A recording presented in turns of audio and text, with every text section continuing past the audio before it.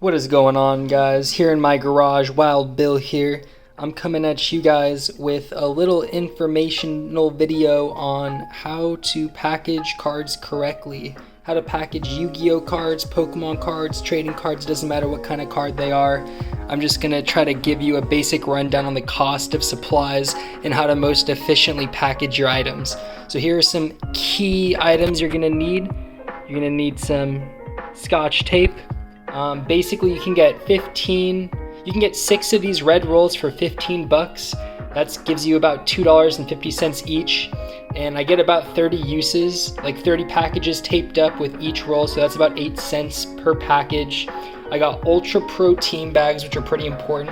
You can get 200 for 9 bucks. And they also come with 200 of these clear sleeves. They work really nicely. So they're about 4.5 cents each. They're 4.5 cents each with the sleeve, so like 2.25 cents each per card. You need top loaders, they're pretty important. You can get top loaders, these are Ultra Pro top loaders, or you can get the Card Saver. This is the Card Saver 1, I believe. You can get Card Saver 2. They're usually about 10 cents each when you buy them in packages of 100. You want address labels, that's what this is right here, and that makes it, these basically make it really easy and convenient to put your label, your address, and your customer's address on the envelopes when you use Excel, it's much faster.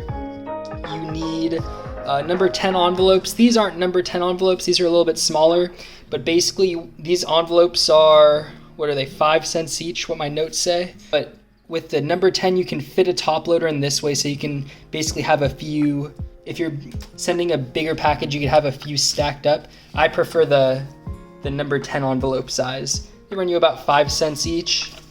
You definitely want padded envelopes. These are like what I always use if the item is more than something like $15. I'll use these padded envelopes.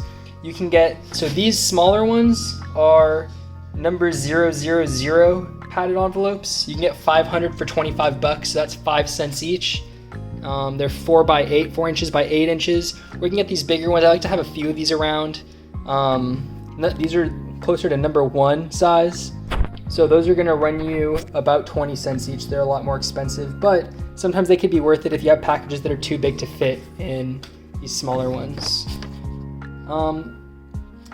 If you take into consideration printer ink, printer ink costs about 1 to 3 cents per page, depending on how full of ink that page is. You want stamps. Right now, at the time of recording this, April 22nd, 2020, they're 55 cents each. It's pretty hard to get a better price on those. And then you want index tabs. Index tabs are really nice for conveniently sliding your cards in and out of the top loaders, and they're super cheap. You can get them for less than a cent each. They're like 5 bucks for a pack of 500. So, and if you guys are a little bit more serious about it, I would highly recommend getting business cards. Depending on how many you buy, you can get them anywhere from like 20 cents each to 3 cents each, depending on what size. Like a reasonable 1,000 card order you can get for 3 to 5 cents each. And yeah, all right, I'll go into an example of how to package these now. Oh, also you can get these nice please be careful fragile stickers. I think you can get them for like a cent each, 1 to 2 cents each, so they're pretty cheap. Okay, so an example would be this Valkyrion Magnet Warrior. Check it out. You got the card, you got the sleeve, boom. You got your index tab. What's nice is when you have these in inventory, you can also make a mark on the index tab, like is it near mint, is it lightly played, so it's really convenient that way if you're gonna keep a larger inventory. And go ahead and slide that into the top loader, whatever type of top loader you prefer, Ultra Pro or or the card saver, it doesn't matter. And you get one of your trusty handy dandy team bags. Go ahead and throw that bad boy in there. And if you're a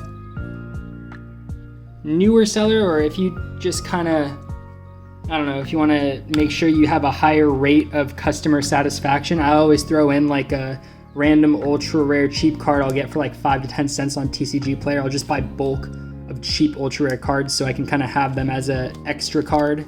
So you got your extra card, your business card, boom, you got it all in there.